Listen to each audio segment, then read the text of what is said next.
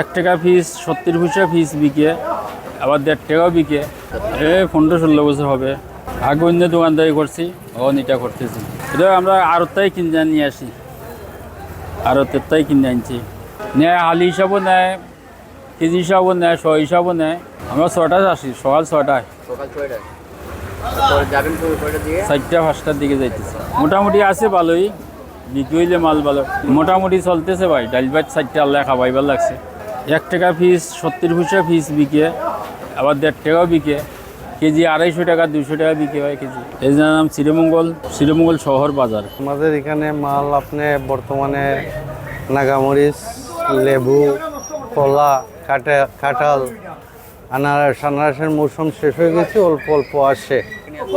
এটা পুঞ্জি থেকে নিয়ে আসে, বাগান আছে, পাবলিকে বাগান করছে, ওই বাগান থেকে নিয়ে আসে। কথা বুঝছেন, বিভিন্ন ধরনের পাড়ার সব দিকে বাগান আছে, বাগান থেকে আসে আমাদের এখানে।